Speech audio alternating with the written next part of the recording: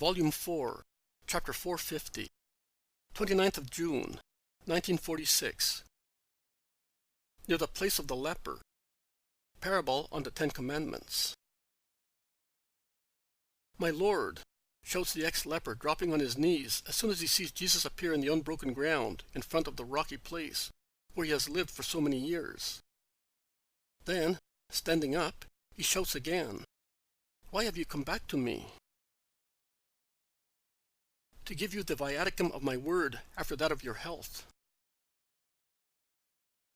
Viaticum is given to him who is about to depart, and, in fact, this evening I am leaving for my purification. But I am leaving to come back and join your disciples, if you will accept me. Lord, I no longer have a home or relatives. I am too old to resume an activity in life. They will reinstate me in my property. But what will my house be like after 15 years of neglect? What shall I find there?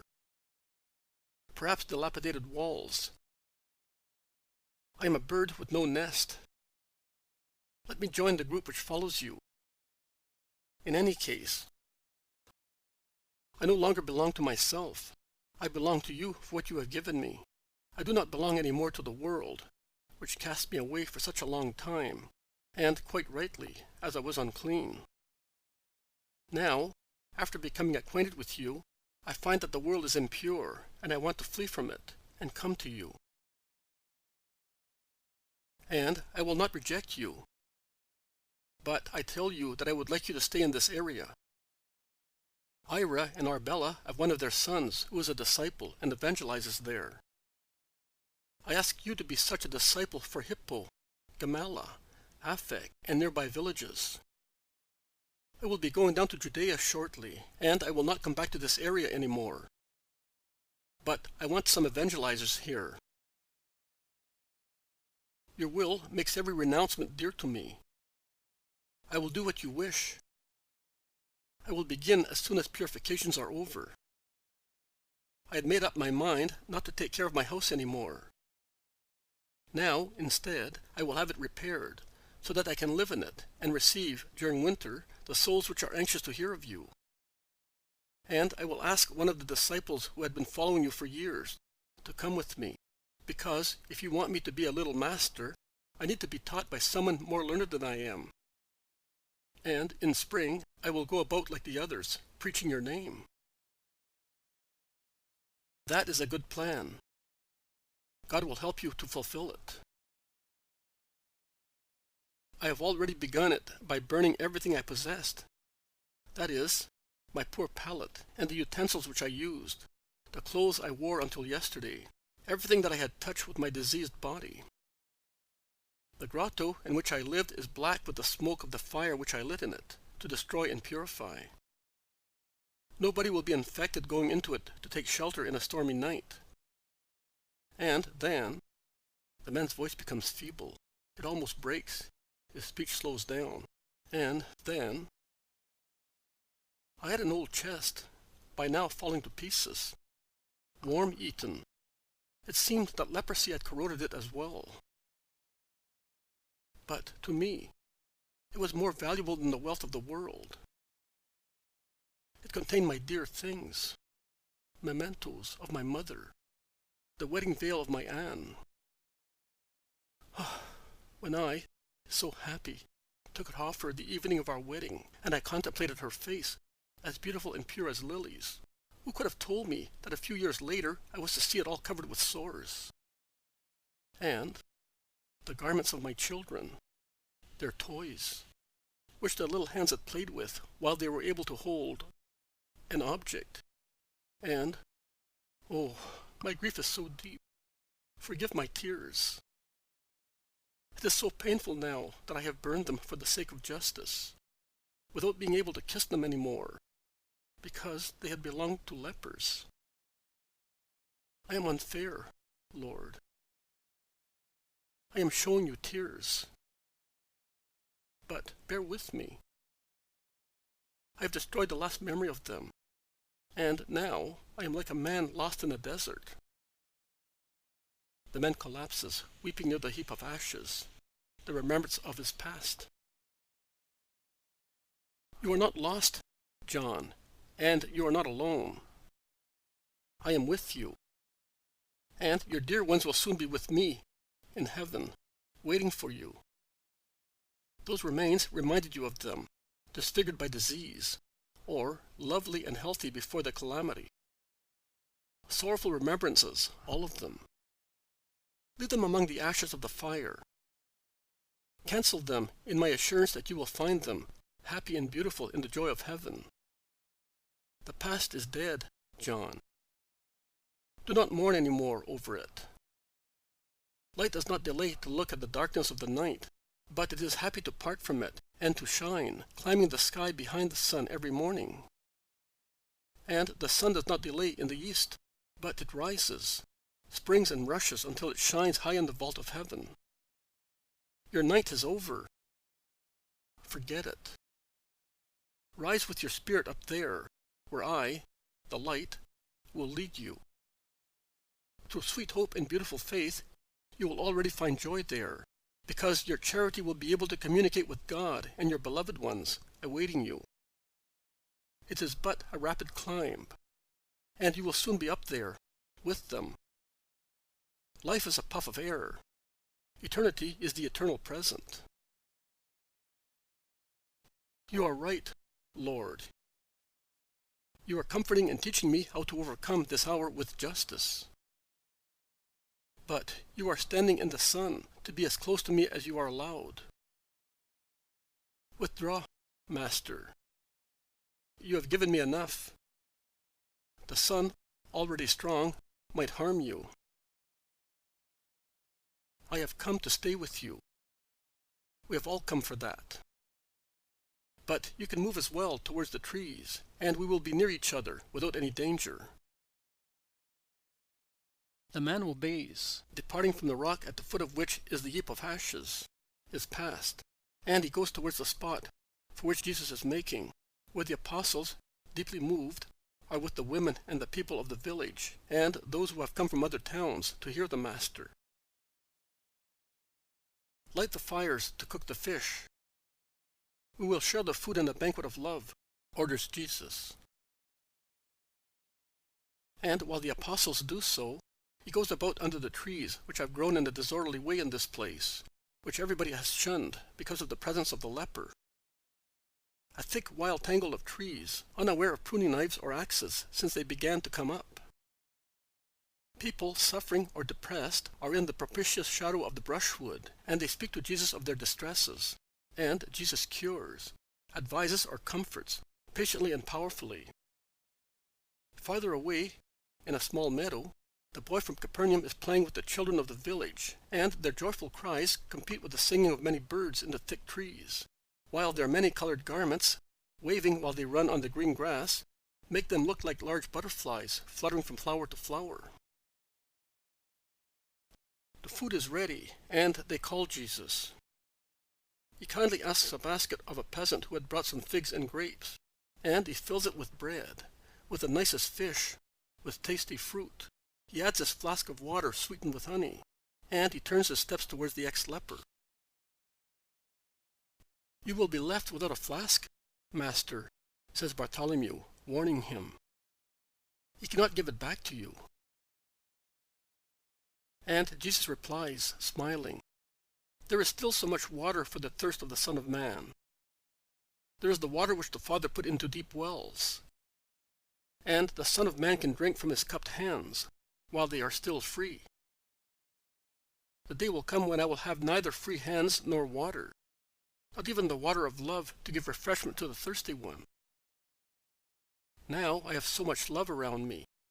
And he goes on, carrying with both hands the wide, round, low basket, and laying it on the grass a few meters from John, to whom he says, take and eat. It is the banquet of God. He then returns to his place. He offers and blesses the food, and has handed it out to the people present, who add what they had of their own. They all eat with relish and in peaceful joy, and Mary takes care of little Alphaeus with motherly love. When the meal is over, Jesus stands between the crowd and the ex-leper, and he begins to speak, while mothers take in their laps the children satiated with food and tired of playing, and they lull them to sleep, so that they may not disturb. Listen, everybody. In a psalm, David, the psalmist, asks, "Who will dwell in the tabernacle of God? Who will rest on the mountain of God?" And he goes on to enumerate who will be the fortunate people and why they will be so. He says, "The man whose way of life is blameless, and who does what is right. He who speaks the truth from his heart, and does not plot deceit with his tongue, who does no wrong to his fellow, who does not listen to words discrediting his neighbor." And in a few lines, after describing those who will enter the dominions of God, he says what good these blessed souls do after having done no wrong. Here, in his eyes, the reprobate is nothing. He honors those who fear God. When he swears to his neighbor, he stands by his pledge. He does not ask interest on loans. He will not be bribed to victimize the innocent. And he concludes, "The man who does all that will never waver." I solemnly tell you that the psalmist spoke the truth, and I confirm with my wisdom that he who does such things will never waver. The first condition to enter the kingdom of heaven, to live without fault. But can man, a weak creature, live without fault? The flesh, the world, and Satan, in continuous ferment of passions, inclinations, and hatred, squirt out their spray to stain souls. And if heaven were open only to those who lived without fault ever since the age of reason, very few men would enter heaven, just as very few are the men who arrive at death without experiencing, more or less, grave diseases during their lifetime. So, are the children of God barred from heaven? And will they have to say, "I have lost it," when an attack of Satan or a storm of the flesh causes them to fall, and they see their souls stained? Will there be no more forgiveness for the sinners?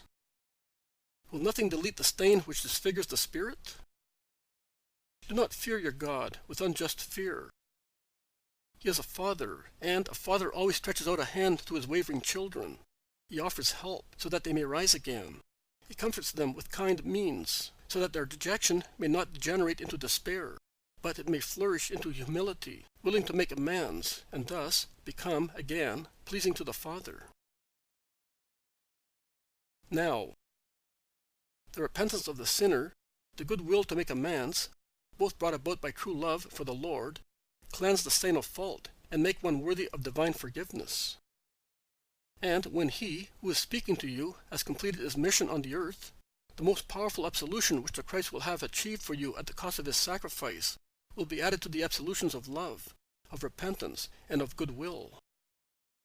With souls purer than those of newborn babies, much purer, because from the bosoms of those who believe in me, rivers of living water will spring, deterging also the original sin, the first cause of weakness in man. You will be able to aspire to heaven, to the kingdom of God, to his tabernacles. Because the grace which I am about to restore to you will help you to practice justice, which, the more it is practiced, the more it increases the right that a faultless spirit gives you to enter the joy of the kingdom of heaven. Infants will enter heaven, and they will rejoice, because of the beatitude given to them gratuitously, as heaven is joy. But also adults and old people will enter it, those who have lived, fought, won, and who, to the snow-white crown of grace, will add the many-colored one of their holy deeds, of their victories over Satan, the world, and the flesh. And great, very great will be their beatitude of winners, so great that men cannot imagine it. How does one practice justice? How does one gain victory? Through honesty of words and deeds, through charity for one's neighbor, acknowledging that God is God, not placing the idols of creatures, money, power, in place of the most holy God, by giving everybody the place to which they are entitled, without trying to give more or to give less than what is right. He who honors one because he is a friend or a mighty relative and serves them also in evil deeds is not just. On the contrary, He who harms his neighbor because he has no hope of receiving any kind of profit from him, and bears false witness against him on oath, or is bribed to testify against the innocent, or to judge partially, not according to justice, but according to the profit he may gain with his unfair judgment from the more powerful of the competitors, is not just, and vain are his prayers and offers, because they are stained with injustice in the eyes of God. You can see that what I am telling you is the Decalogue. The word of the rabbi is always the Decalogue, because good, justice, glory consists in doing what the Decalogue teaches and orders us to do. There is no other doctrine. In days gone by, it was given amid the flashes of lightning on Mount Sinai. Now it is given in the refulgence of mercy, but the doctrine is the same. It does not change. It cannot change. Many in Israel will say, as an excuse, to justify their lack of holiness, even after the passage of the Savior on the earth, I did not have the possibility to follow and listen to him.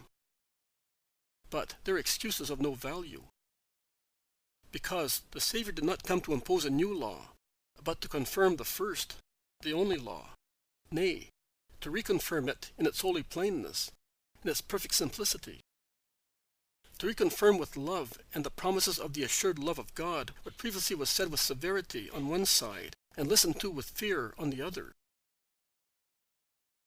To make you understand properly what are the 10 Commandments and how important it is to abide by them, I will now tell you a parable. The father of a family had 2 sons. He loved them both equally and wanted to be their benefactor impartially. This father, in addition to the house in which his sons lived, owned some property in which great treasures were hidden. The sons were aware of such treasures, but did not know the way to go there, because the father, for reasons of his own, had not revealed the road which led there, and that had been the situation for many, many years. But one day he called his sons and said, "The time is now come when you ought to know where the treasures are, which I laid aside for you, so that you may go there when I tell you. You had better know the road and the signals which I put on it, so that you may not go astray. So listen to me.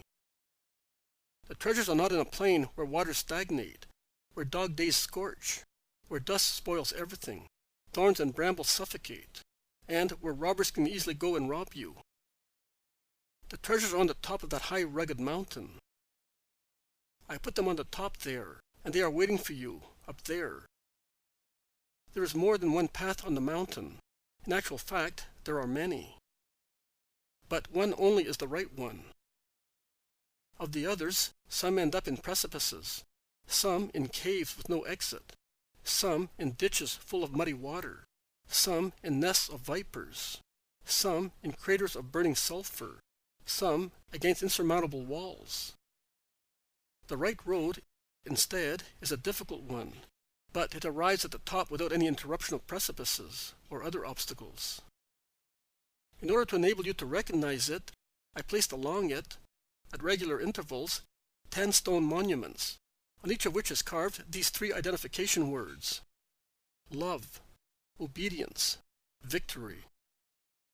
Follow that path, and you will reach the place of the treasure. I will come along another road, which is known to me alone, and I will open the doors to you, so that you may be happy." The 2 sons said goodbye to the father, who, as long as they could hear him, repeated, "Follow the path I told you. It's for your own good. Do not yield to the temptation to follow the others, even if they seem better to you.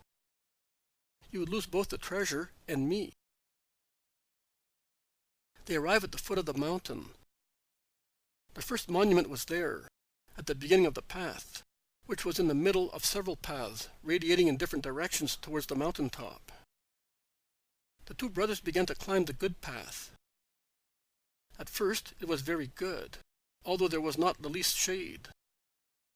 From the sky the sun darted down on it, flooding it with light and heat. The white rock in which the path had been dug, the clear sky above them, the warm sun embracing their bodies, that is what the brothers saw and felt. But, still animated by goodwill, By the remembrance of their father and by his advice, they climbed joyfully toward the top. Then the second monument, and later the third one. The path had become more and more difficult, solitary, warm. They could not even see the other paths with grass, trees, or clear waters, and above all, where the slope was more gentle, because it was not so steep, and the tracks were laid on ground, and not on rocks. "Our father wants us dead when we get there," said one of the sons on arriving at the fourth monument. And he began to slacken his pace. The other encouraged him to go on, saying, "He loves us as his very own, and even more, because he saved the treasure for us in such a wonderful way. He dug this path in the rock, and it takes one from the foot of the mountain to its top, without any risk of getting lost. And he put these monuments to guide us. Just consider that, my brother. He did all that by himself, for our sake, to give it to us, to ensure that we arrive there without the possibility of mistakes and without any danger." They continued to walk, but the paths they had left down in the valley reappeared now and again, close to the track in the rock, and they did so more and more frequently as the cone of the mountain became narrower near the top. And how beautiful, shady, and attractive they were. "I think I will take one of those," said the discontented brother, when he arrived at the sixth monument. "It goes to the top as well." "You cannot be sure of that. You cannot see whether it goes up or down." "There it is, up there." "You do not know whether it is this one. In any case, our father told us not to leave this good path." The listless brother continued to climb against his will. At the seventh monument he said, "Oh, I am definitely going away." "Don't, brother." They went on their way up the path, which was now very difficult, but the top was now close at hand. They arrived at the eighth monument, and very close to it was the flowery path. "Oh, you can see that this one goes up as well, although not in a straight line." "You don't know if it is the same one." "I do. I recognize it." "You are mistaken." "No. I'm going." "Don't. Think of father, of the dangers, of the treasure." "They can all go to the dogs. What am I going to do with the treasure if I will be as good as dead when I get up there? Which danger is greater than this path? And which hatred is stronger than our father's, who fooled us with this track to let us die? Goodbye. I will arrive before you, and alive." And he jumped onto the adjacent path, and disappeared with a joyful exclamation behind the tree trunks, shading it. His brother went his way, sadly. Oh, the last part of the track was really dreadful. The man was exhausted. He felt worn out with fatigue and heat. At the ninth monument he stopped, panting, leaning against a carved stone and reading the engraved words mechanically. Nearby there was a shady path with water and flowers. "I almost." "No, it is written there, and it was my father who wrote it. Love, obedience, victory. I must believe in his love, in his truthfulness, and I must obey to show my love. Let us go. May love support me." He is now at the 10th monument. Exhausted, burnt by the sun, he walked stooping, as if he were under a yoke. It was a loving holy yoke of faithfulness, which is love, obedience, strength, hope, justice, prudence, everything. Instead of leaning on the monument, He sat down in the narrow shade which it cast on the ground. He felt that he was dying. From the nearby path came the gurgle of streams and the smell of forests. Father, help me with your Spirit in this temptation. Help me to be faithful until the end. From afar, the joyful voice of his brother shouted, "Come, I will wait for you. Eden is here.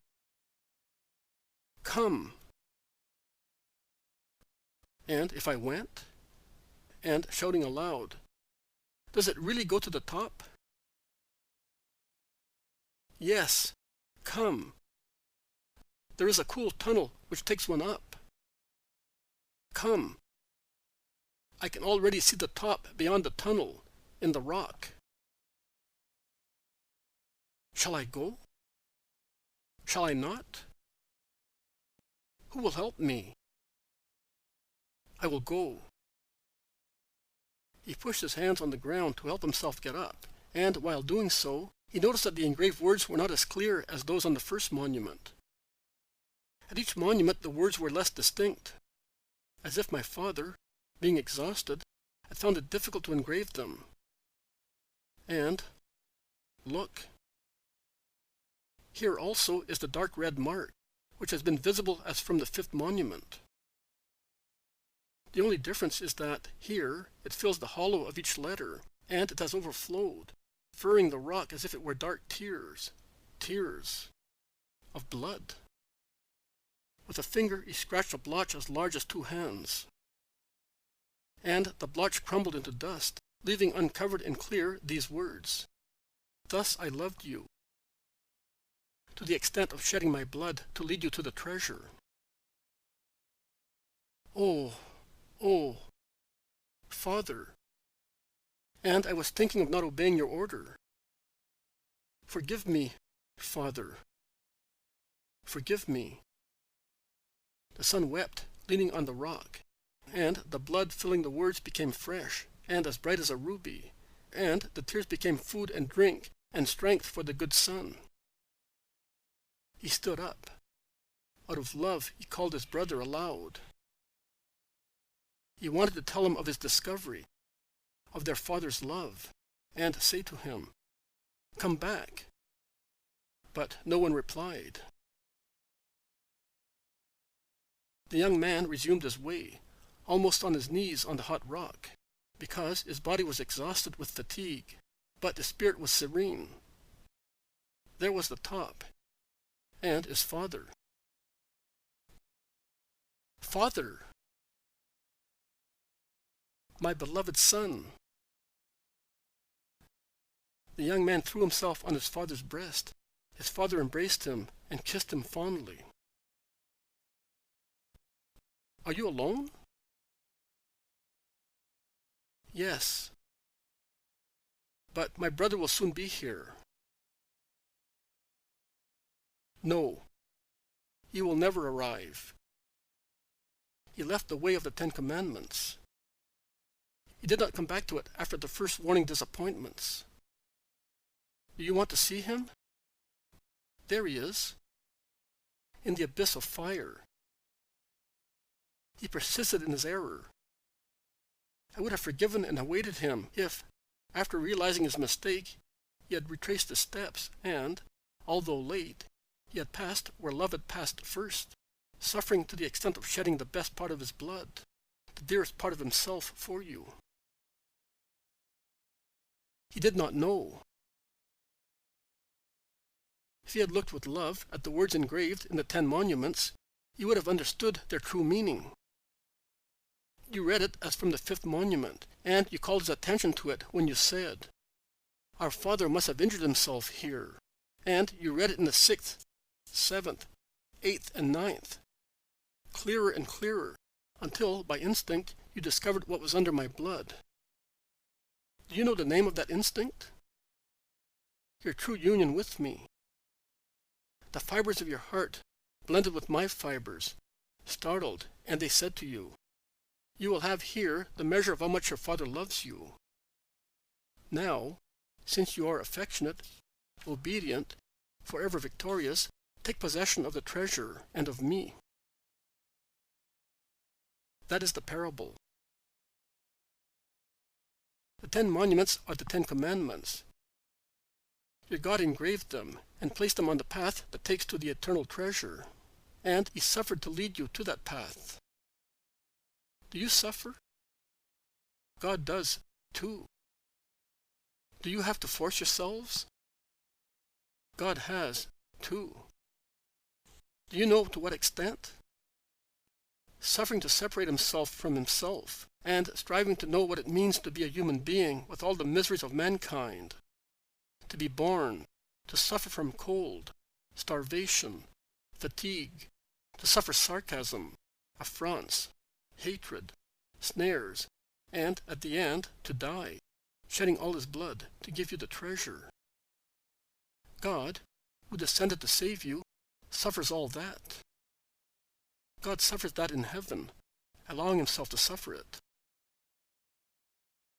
I solemnly tell you that no man, however laborious his path may be to reach heaven, will ever follow a more laborious and sorrowful way than the one along which the Son of Man has to go to come from heaven to the earth, and from the earth to the sacrifice, to open the doors of the treasure to you. On the tablets of the law there is already my blood. On the way which I am tracing out for you there is my blood. It is the gush of my blood that opens the door to the treasure. Your souls become pure and strong through the purification and nourishment of my blood. But to prevent it from being shed in vain, you must follow the immutable way of the 10 Commandments. Let us rest now.